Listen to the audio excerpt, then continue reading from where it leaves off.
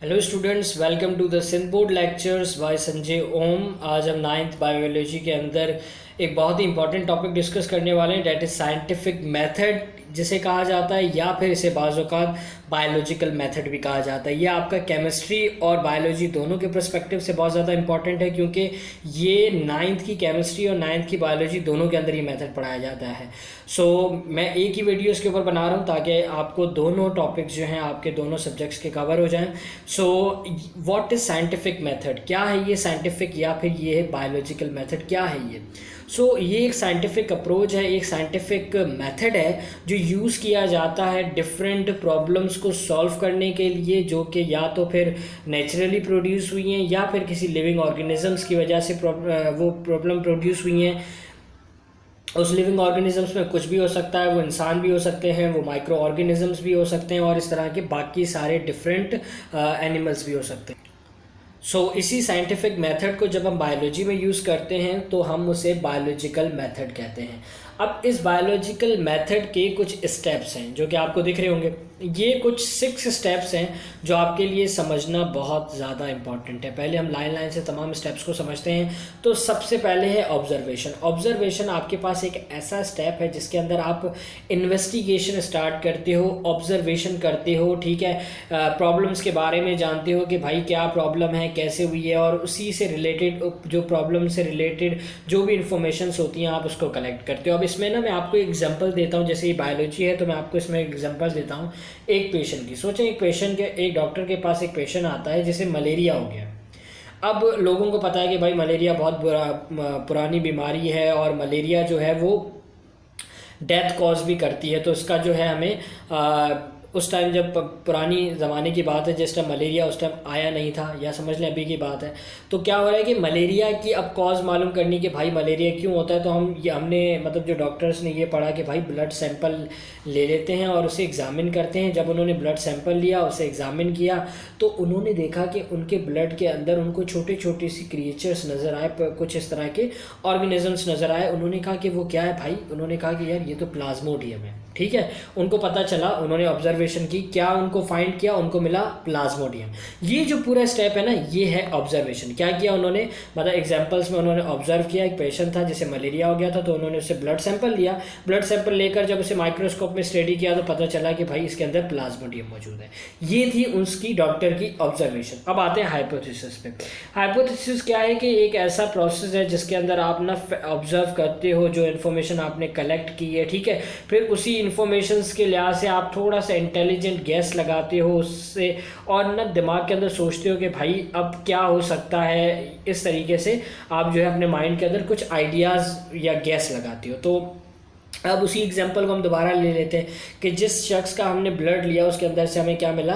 Plasmodium मिला। अब observation में हमें प्लाज्मोडियम मिला और प्लाज्मोडियम ब्लड के अंदर मौजूद है मलेरियल पेशेंट के। तो अब यहाँ पे सवाल खड़ा होता है कि क्या प्लाज्मोडियम की वजह से मलेरिया हो रहा है? ठीक है, तो हमने गैस लगाया क्या प्लाज्मोडियम की वजह से जो है वो मलेरिया हो रहा है। हमने गैस लगाया, एक अंदाज़ा लगाया कि the cause of malaria is Plasmodium. अभी तक हम श्योर नहीं है लेकिन हमें अंदाज़ा हो गया है। तो this step is called hypothesis, ठीक है। ये कौन सा स्टेप हो गया आपके पास? Hypothesis. Now we move toward the next step, that is deduction. Deduction क्या है? ये कोई एक्सपेरिमेंटल स्टेप नहीं है, इसके अंदर हम कोई एक्सपेरिमेंट नहीं करते। हम जो है ना एक लॉजिकल प्रिडिक्शन करते हैं, एक प्रिडिक्शन लगाते हैं कि हाँ ऐसा हो सकता है कि भाई ये इस वजह से हो, ठीक है।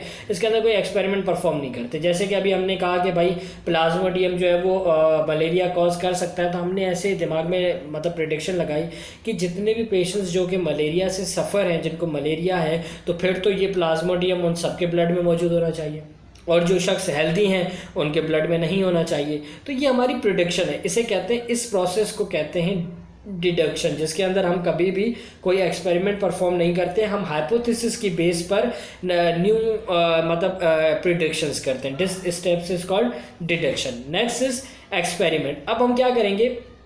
एक एक्सपेरिमेंट करेंगे कि वाकई इस चीज़ को परफॉर्म करने के लिए कि जो हमने ऑब्जर्वेशन की, जो हमने हाइपोथेसिस की, जो हमने डिडक्शन की, क्या वो सही है। अब उसके अंदर क्या कर रहे हैं कि भाई हमारे पास 2 तरह के ग्रुप होंगे, एक होगा कंट्रोल ग्रुप, एक होगा एक्सपेरिमेंटल ग्रुप। कंट्रोल ग्रुप किसको कहेंगे?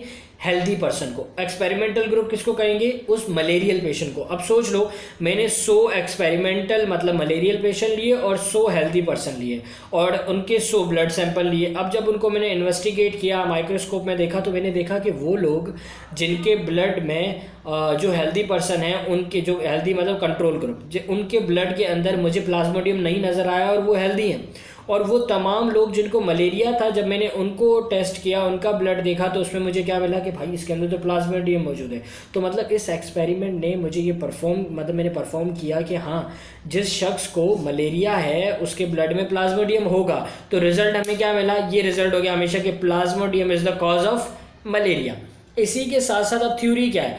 थ्योरी जो है वो मतलब उस हाइपोथेसिस जो हमने सोचा, इन तमाम चीज़ों को मतलब मज़ीद जो है वो यूँ समझ लें कि एविडेंस, जैसे हमें ज़्यादा से ज़्यादा एविडेंस मिलते जाते हैं, ज़्यादा से ज़्यादा एक्सेप्टेंस बढ़ती जाती है, या जो चीज़ें हमारे पास आती रहती हैं, जो साइंटिफिक एक्सपेरिमेंट्स आते जाते हैं, या फिर बाकी ऐसे एविडेंस आ रहे होते हैं जो इस बात को सपोर्ट कर रहे होते हैं, ठीक है। और जब वो फुली सपोर्ट कर देते हैं तो वो एट लास्ट वो बात एक लॉ बन जाती है, एक थ्योरी बन जाती है। मतलब जैसे अब डिफरेंट हमने एक्सपेरिमेंट्स चेक किए, ठीक है, एशियन कंट्रीज़ के किए, यूरोपियन कंट्रीज़ के किए, और हमने सब में ये पाया कि भाई वो लोग जिनको मलेरिया है उनके ब्लड में प्लाज्मोडियम होता है। और आजकल भी जो मलेरिया टेस्ट होता है, मलेरियल टेस्ट में हम यही चेक करते हैं कि क्या उसके ब्लड में प्लाज्मोडियम है। अगर उसके ब्लड में प्लाज्मोडियम होता है तो हम कहते हैं कि इस शख्स को मलेरिया हो गया।